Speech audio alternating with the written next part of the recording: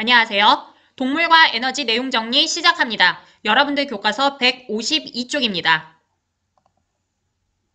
동물의 몸은 어떻게 구성되어 있을까요? 여기에 나와 있죠. 생물의 몸을 구성하는 기본 단위를 우리는 세포라고 합니다. 이런 세포가 모여서 조직을 이루고요. 조직이 모여서 기관, 기관이 모여서 개체를 이루게 됩니다. 이렇게 생물의 몸의 각 단계에 대해서 나와 있지요. 그 다음에 그 밑에 동물과 같은 경우에는 기관계가 발달되어 있다라고 되어 있습니다. 밑으로 조금 더 내려가 볼게요.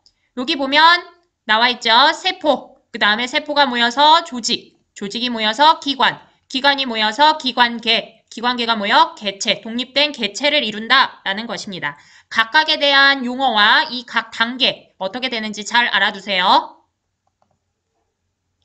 153쪽 보면 우리 그때 잘라 붙였던 거 다 기억나죠? 그러면서 밑으로 조금 더 내려오면 이제 사람의 몸의 기관계에 대한 얘기가 나옵니다. 소화계, 호흡계, 순환계, 배설계에 대한 얘기들이 나오죠. 각각에 대한 것들 한번 쭉 읽어보고요. 우리는 이제 이 뒤에 소화, 순환, 호흡, 배설에 대해서 자세히 배워볼 거다라고 했었습니다. 기억나지요? 여러분들 교과서 154쪽을 보면 영양소에 대한 얘기가 나옵니다. 우리는 생명활동에 필요한 에너지를 내기 위해서 음식물에는 몸을 구성하거나 생명활동에 필요한 에너지를 내는 물질이 있다. 그러면서 여기 영양소 이렇게 나오죠. 자, 영양소는 탄수화물, 단백질, 지방, 무기염류, 바이타민, 물 뭐 이렇게 여러 가지 있지만 우리가 그중에 탄수화물, 단백질, 지방 이 세 가지 영양소를 알아보는 방법 영양소 검출 반응으로 알아봤습니다. 뒤로 넘어갈게요. 여러분들 교과서 155쪽입니다. 자, 그러면 영양소를 어떻게 내가 이 영양소가 있다 없다 어떻게 할 수 있느냐? 영양소 검출을 통해서 검출 방법으로 알 수 있어요. 여러분들 교과서 155쪽 그림 5-4. 자, 여기 나와 있죠? 오랜만에 나오네요. 별표 100개! 100개! 100개, 100개, 100개, 100개, 100개, 100개, 100개, 100개, 100개. 100개 하세요. 자, 녹말을 검출하려면 무엇을 넣어줘야 돼요? 아이오딘, 아이오딘화 칼륨 용액을 넣어줍니다. 그러면 녹말이 있어요. 얘 원래 무슨 색? 갈색입니다. 원래 색깔도 알아둬야 돼요. 근데 녹말이 있으면 청람색으로 바뀝니다. 자, 포도당 검출합니다. 포도당 말고도 엿당이나 이런 당 성분을 검출할 때 이 방법을 쓰여요. 자, 베네딕트 용액 원래 무슨 색입니까? 파란색이에요. 근데 포도당을 넣어줘요. 근데 얘를 할 때는 꼭 중간에 한번 가열 아니면 80에서 90도씨의 물에 담가두죠. 왜냐하면 베네딕트 용액을 더 반응을 빠르게 하기 위해서 그래요. 그냥 실온에 두면 잘 반응이 일어나지 않아서 가열을 꼭 해줍니다. 아니면 뜨거운 물에 넣어줘요. 자, 그러면 포도당이나 엿당 이런 당분이 있으면 어떻게 돼요? 황적색으로 됩니다. 자, 단백질 검출합니다. 단백질은 5% 수산화나트륨 수용액이나 이것과 1% 황산구리 수용액을 같이 넣어줘야 돼요. 자, 얘를 넣어주면 단백질이 있을 때 무슨 색이 된다고요? 보라색이 됩니다. 이것을 우리는 뷰렛 반응이라고도 합니다. 아니면 뷰렛 용액이라고도 해요. 얘네 둘을 합쳐서요. 자, 지방을 검출하겠습니다. 지방은 수단3 용액을 넣어주면 지방이 있으면 선홍색으로 바뀌어요. 이렇게 원래 지방이 색깔이 안 보이다가 얘를 뿌려주면은 이 부분만, 지방이 있는 부분만 이렇게 선홍색으로 바뀌는 것을 알 수 있습니다. 별표 100개예요. 자, 그 뒤에는 이제 영양소 검출에 대한 실험이 나오고요. 우리는 뒤로 쭉쭉 넘어와서 교과서 159쪽 보겠습니다. 159쪽 같이 볼게요. 요게 치매 작용이라는 실험이 있네요. 먼저 하나하나씩 봅시다. 혀 밑에 거즈를 넣어서 침을 충분히 적셔줘요. 침 용액을 만들기 위해서 그래요. 그래서 A에는 묽은 녹말 용액, 녹말 넣었고요. 여기에 증류수 넣었어요. B에는 녹말하고 또 뭐 넣어줬어요? 침 넣어줬어요. 이게 A, B의 차이입니다. 자, 두 번째 이제 얘를 그림과 같이 넣고 35에서 지금 여기 이 비커에 있는 이 물의 온도가 35에서 40도의 물에다가 10분 동안 담가둔대요. 왜요? 이거 왜 담가둡니까? 그렇죠. 침이 우리 몸에 있잖아요. 그러니까 체온과 비슷하게 온도를 맞춰준 거겠죠. 그 다음에 이제 세 번째 실험 과정입니다. A에 있는 거 요게 똑 떨어뜨려 놨고요. 여기도 똑 떨어뜨려 놨어요. 그리고 요게 무엇을 넣어주냐면 아이오딘, 아이오딘화 칼륨 용액을 넣어줍니다. 아이오딘, 아이오딘화 칼륨 용액은 무엇을 검출하기 위해 했던 걸까요? 그렇죠. 얘는 녹말 검출하는 애예요. 원래 얘가 갈색인데 얘가 만약에 녹말이 있다. 그럼 뭐가 돼요? 청람색으로 되는 거. 앞에서 봤었죠? 색깔 변화 잘 기억해야 돼요. 자, 이렇게 하면은 A에는 지금 녹말만 있고요. 여기는 녹말하고 침이 있는 거잖아요. B에는. 그랬을 때 이 실험 결과 어떻게 됐을까? 뒤에서 다시 볼게요. 그 다음에 네 번째 실험은 뭐냐면요. 이제 요거 똑똑 한 방울씩 떨어뜨린 거 말고 나머지 애들을 A에는 역시 녹말이 있고요. 여기에는 B에는 녹말과 침이 있는 상태인 거죠. 요게 이제 베네딕트 용액을 넣어주고 80에서 90도씨의 물에 담가둔다고 그랬어요. 요건 왜요? 그렇죠. 베네딕트 용액은 실온에서 반응이 잘 일어나지 않아요. 얘는 원래 파란색입니다. 그런데 당분이 있어요. 뭐 포도당이나 엿당 이런 당분에 의해서 베네딕트 용액, 얘가 베네딕트 반응이 일어나면은 무슨 색으로 바뀌죠? 황적색으로 바뀝니다. 그런데 이때 얘가 반응이 실온에서 잘 일어나지 않으니까 가열을 해줘요. 또는 가열 아니고 이렇게 80에서 90도에 이렇게 물에 담가둬서 가열하는 효과를 낸 겁니다. 얘는 반응이 더 잘 일어나게 하기 위해서 한 거예요. 뒤로 넘어와서 결과 같이 볼게요. 여러분들 교과서 159쪽 결과 같이 보겠습니다. 자, 미리 적어뒀어요. 좀 빠르게 하기 위해서. 밑에 여러분들 아까 영양소 검출 반응, 색깔 변화 혹시 헷갈릴까 봐 한 번 더 적었어요. 아이오딘, 아이오딘화 칼륨 용액은 갈색인데 원래 녹말을 넣어주면 청람색으로 바뀐다. 이거 아이오딘, 아이오딘화 칼륨 용액이었고요. 이게 지금 3번 과정이라고 생각하면 돼요.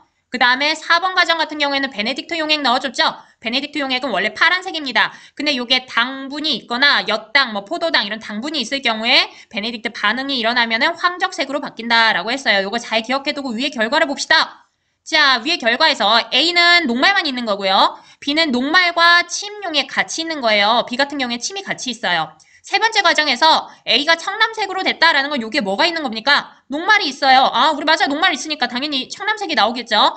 B에서는 당연히 녹말이 있으니까 청람색 나올 줄 알았는데 갈색이에요. 왜? 아, 침 때문에 녹말이 아니라 녹말이 검출이 안 됐어요. 왜 그런지 네 번째 과정 같이 볼게요. 네 번째에서 보면 파란색을 띈다. 뭐가? 베네딕트 용액이 파란색을 띄어요. 얘 원래 파란색입니다. 그러니까 베네딕트 반응이 일어나지 않았어요. 여기는 녹말만 있어요. 당분이 없기 때문에 그냥 파란색이 나온 겁니다.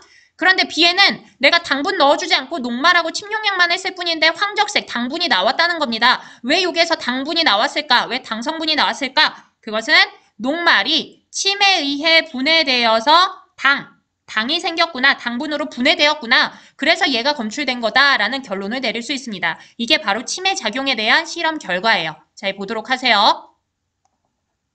자, 그 다음 160쪽입니다. 여기 보면 여러 영양소와 그에 작용하는 소화 효소들 그리고 얘네들이 분해되면 최종적으로 어떤 분해산물이 나오는지에 대해서 나와요. 일단 소화 효소, 아밀레이즈, 여기 밑에 또 나오네. 여기 밑으로 볼까요? 밑으로 확인해 보겠습니다.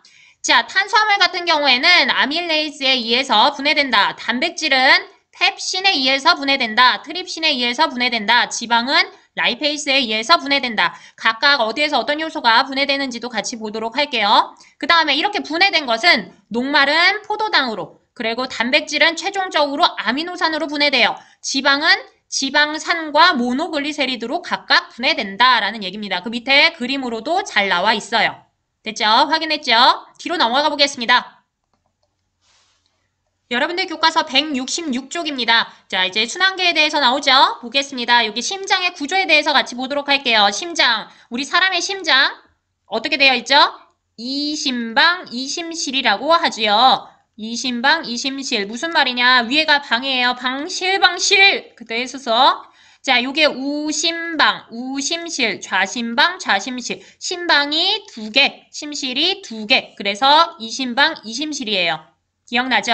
그리고 우리는 의사예요, 의사. 이 환자를 마주보고 있어요. 그래서 이쪽이 환자라 그래서 이 심장이, 그래서 이쪽에 보이는 왼쪽에 우리 눈에 왼쪽으로 보이지만 이 부분이 오른쪽, 우심방이에요. 이 환자 입장에서는 여기가 오른쪽이죠? 그래서 이쪽이 우심방, 우심실, 여기는 좌심방, 좌심실. 각각에 대한 명칭도 잘 알아두도록 하세요. 자, 혈관을 이렇게 혈액이 들어오는 곳 뭐라 그럽니까? 정맥. 여기 혈액이 이제 나갑니다. 나가는 것은 동맥이라고 이름을 지었어요. 여기 보이죠?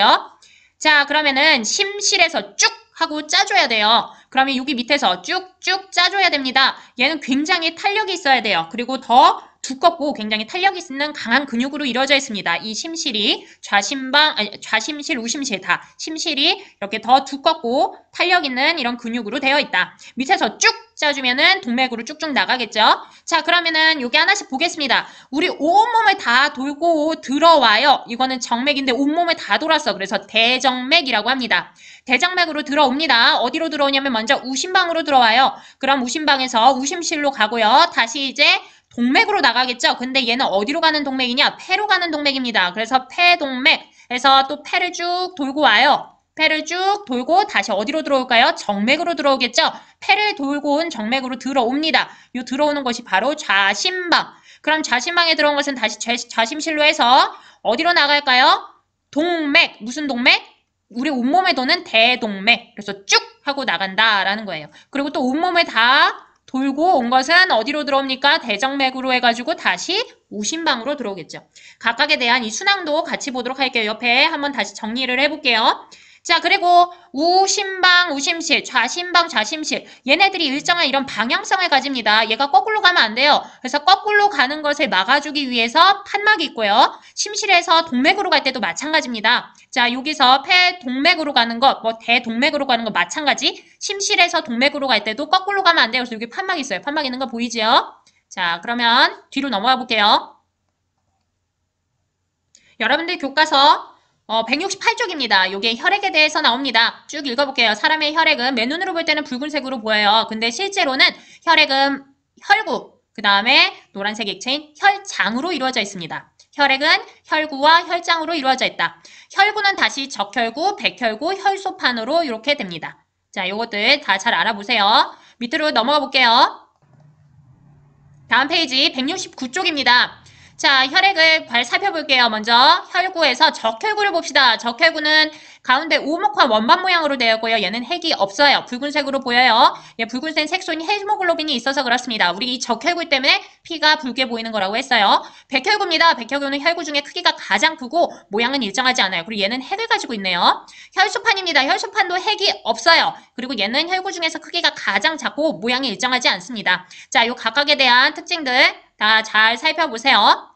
그 다음에 밑으로 쭉쭉 내려와요. 혈장은 물이 주성분이다. 그리고 이렇게 이런 물질을 운반하는 역할을 한다. 자, 이 내용 잘 읽어보도록 합시다.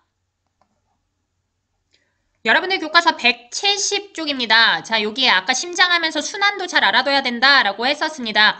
우리 온몸에서 물질 교환을 마친 혈액은 여기부터 지금 읽고 있어요. 대정맥을 거쳐 우심방으로 들어온다. 이것은 혈액순환의 과정을 보여준다. 라고 했습니다. 여기 위에부터 볼까요? 혈액은 온몸에 분포한 모세혈관에 지나 동안 모세혈관에서 일어나는 세포와 산소와 영양소를 공급하고 이산화탄소와 노폐물을 받습니다. 이렇게 해서 온몸에 도는 것을 우리 온몸순환이라고 하고요. 그 다음에 혈액이 이제 폐에 분포하는 모세혈관을 지나면서 이산화탄소는 내보내고 산소를 받아들여요. 이렇게 폐에서 기체 교환을 하는 것, 이것을 우리는 폐순환이라고 합니다. 그럼 밑에 각각에 대해서 한번 살펴볼게요. 밑에 봅시다. 온몸 순환을 먼저 살펴보도록 할게요. 그럼 온몸 순환은 여기 좌심실에서 쭉 짜줍니다. 그러면 어디로 나가요? 동맥. 우리 온몸에 다 도는 동맥이기 때문에 얘 이름은 대동맥. 여러분들 이 순서 다 알고 있어야 돼요. 대동맥이 이제 우리 온몸으로 갑니다. 그래서 우리 온몸에 모세혈관에 다 돌고 돌아옵니다. 심장으로 들어오는 혈관을 정맥이라고 하는데 온몸에 다 돌고 왔어요. 그래서 대정맥입니다. 대정맥이 우심방으로 들어와요. 그럼 우심방에서 우심실로 가지요. 됐죠? 자, 그럼 우리 이제 폐를 순환하는 거를 볼까요? 폐 순환은 우리 여기 우심실부터 살펴볼까요? 우심실에서 쭉 하고 피를 짜줍니다. 그러면은 나가는 혈관, 동맥이죠? 어디를 향해? 폐를 향해. 그래서 폐동맥이라고 합니다. 폐동맥으로 가서 폐에서 이제 각 모세혈관에서 기체 교환을 하고요. 다시 심장으로 돌아옵니다. 돌아오는 혈관을 우리 정맥이라고 하죠? 어디를 돌다 왔어요? 폐를 돌다 왔어요. 그래서 폐정맥입니다. 폐정맥은 좌심방으로 오고요. 그리고 얘는 다시 좌심실로 가서 다시 온몸 순환을 준비하죠. 이렇게 두 개의 순환고리가 있습니다. 자, 이제 호흡과 배서에 들어갑니다. 여러분들 교과서 176쪽입니다. 자, 쭉 한번 읽어볼까요? 우리 몸은 숨을 쉽니다. 산소를 흡수하고 이산화탄소를 배출합니다. 이것을 우리는 호흡계라고 그래요. 그러면 사람의 호흡계에 대해서 볼까요? 사람의 호흡계는 코, 기관, 기관지, 폐 등으로 이렇게 이루어져 있어요. 코, 기관, 기관지, 폐 이렇게 각각의 구조도 잘 보도록 합시다. 자, 폐도 잘 살펴보면 바로 폐포라고 하는 작은 공기주머니로 되어 있네요. 그리고 그 표면은 모세혈관으로 둘러싸여져 있어요. 그래서 폐포와 모세혈관 사이에 산소와 이산화탄소 이렇게 서로 기체 교환이 일어난다. 그리고 폐는 수많은 폐포로 되어 있어요. 공기와 닿는 표면적이 매우 넓습니다. 그렇기 때문에 이런 기체 교환이 더 효율적으로 일어날 수 있다라고 했습니다. 자, 그러면 밑에 다시 볼게요.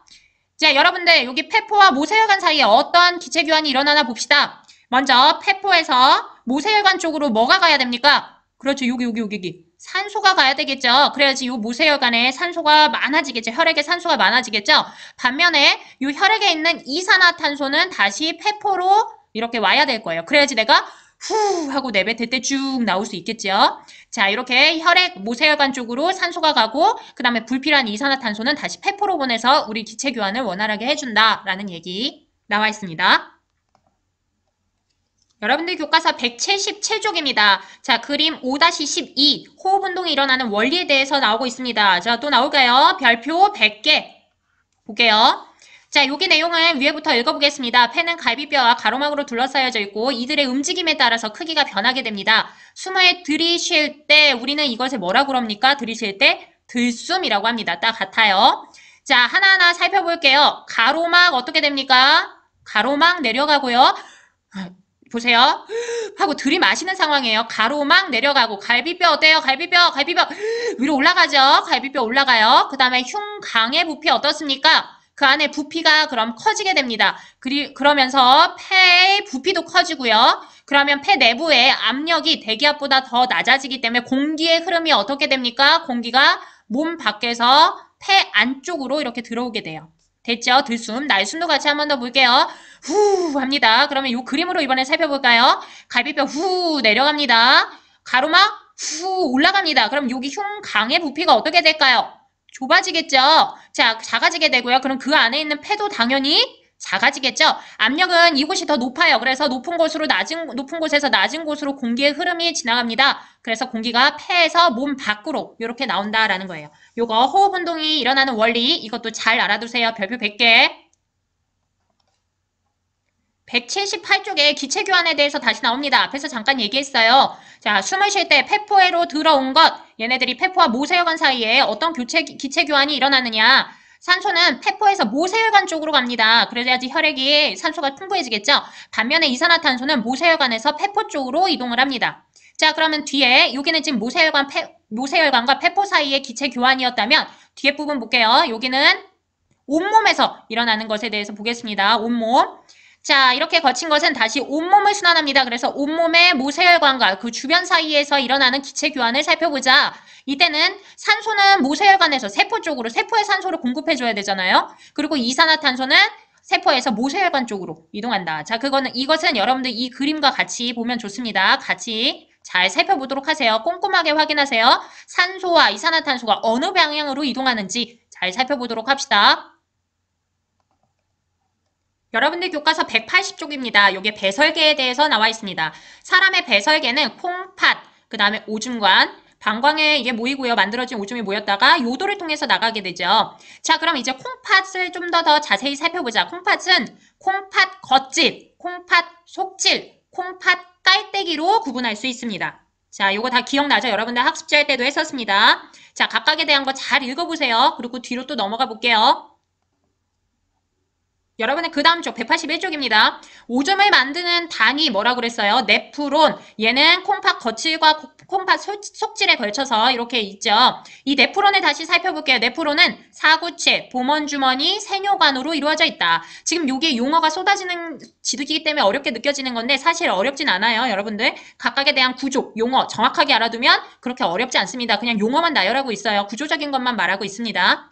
자, 그러면 밑에 다시 볼게요. 오줌이 어떻게 하면 만들어질까? 그것은 여러분들 요 밑에 그림 볼게요. 그림에 있는 지금 이 그림과 여기 있는 이 그림과 오른쪽에 있는 그림, 이 그림과 그 다음에 여러분들 뒤쪽에 있는 그림 다 같은 그림입니다. 같은 그림을 다르게 모식도로 나타낸 거예요. 1번이 조금 더 자세한 모식도겠죠? 2번은 조금 더 간단하게 나타낸 거고요. 그 뒤에 3번도 간단해요. 2번과 비슷하지만 방향을 좀 다르게 표현한 것 뿐입니다. 다 같은 얘기예요. 그러면 먼저 봅시다. 여러분들 좀 설명하기 쉽게 이 2번으로 되어 있는 걸로 볼게요. 먼저 사구체에서 크기가 작은 애들이 여기 사구체에서 보먼주머니로 이렇게 빠져나옵니다. 이것을 우리는 여과라고 해요. 크기가 큰 것들은 당연히 여기에서 빠져나올 수가 없겠죠. 크기가 작은 애들이 빠져나와요. 그래서 이렇게 나온 애들을 우리는 이것을 여과라고 합니다. 이 단계를. 이때 포도당도 당연히 나올 수 있어요. 왜냐하면 얘도 작은 물질이거든요.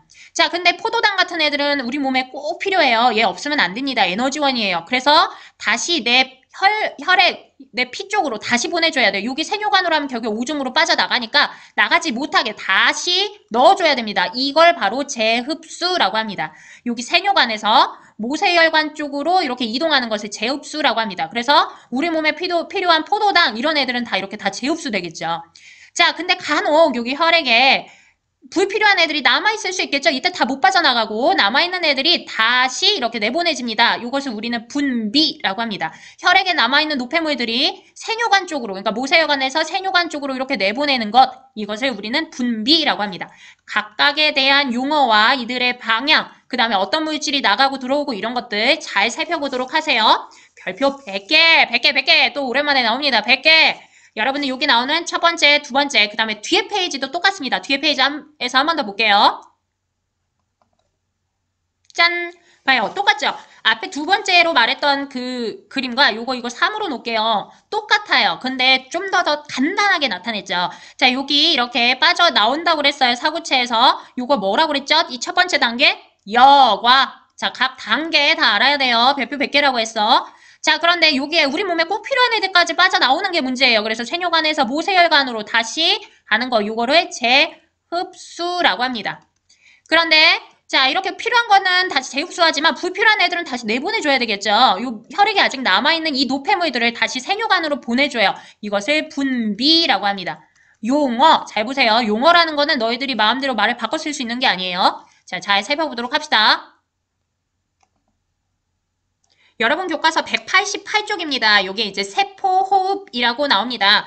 우리 몸에서, 그러니까 세포에서 에너지를 얻는 과정을 우리 세포호흡이라고 그래요. 그러니까 우리가 하고 숨 쉬는 들숨날숨 그 호흡이랑은 또 다른 개념이에요. 세포에서 일어나는 거예요. 자, 이때는 우리가 소화를 통해서 흡수되는 거, 그 다음에 호흡을 통해서 받아들인 산소, 영양소와 산소를 이용해서 세포 안에서 이런 세포 과정이 일어나서 내 몸에 필요한 에너지를 만드는 거지요. 이때 물과 물과 이산화탄소가 나오게 됩니다. 필요한 물질, 그 다음에 나오는 물질 다 잘 살펴보세요. 이것을 세포호흡이라고 한다. 자, 그러면 만약에 내가 뭐 산을 올라간다든가 아주 격한 운동을 했다고 봅시다. 격렬한 운동을 하면 우리 몸의 증상이 어떻게 나타나요? 그럼 숨이 가빠집니다. 그렇죠. 그리고 심장도 두근두근 많이 뛰어요. 그 이유는 바로 이걸 가지고 설명할 수 있어요. 우리가 세포호흡, 그러니까 격렬한 운동을 했다라는 것은 이 세포호흡 과정이 더 많이 일어난 거죠. 에너지를 더 많이 얻기 위한 과정이에요. 그렇기 때문에 영양소, 그 다음에 산소 더 많이 쓰이겠죠. 더 소비가 많이 일어나고요. 왜냐하면 근육이나 이런 데서 더 에너지를 많이 내야 되기 때문에 그렇겠죠. 그리고 또 후하고 이산화탄소, 무 이런 것들이 나오겠죠. 대신 에너지는 더 많이 생성할 수 있습니다. 자, 그러려면 내가 더 빨리 이런 산소랑 이런 것들을 공급해줘야 되기 때문에 숨 쉬는 호흡 운동 더 빨라집니다. 후하, 후하. 그 다음에 이렇게 만들어진 이런 영양소랑 산소 이런 것들을 빨리빨리 운반해줘야겠죠. 그래서 심장도 더 빨리 쿵쿵쿵 뛰게 돼서 심장 박동도 빨라지게 됩니다. 그러니까 결국에는 우리 몸이라는 것이 또 이런 세포호흡 이런 것들이 하나의 기관계만 관여하는 게 아니다. 각 기관계가 모두 다 조화롭게 잘 작용해야지만 우리 몸이 원활하게 잘 돌아갈 수 있다라는 얘기를 하고 싶은 거예요. 자, 뒤로 또 넘어갈게요.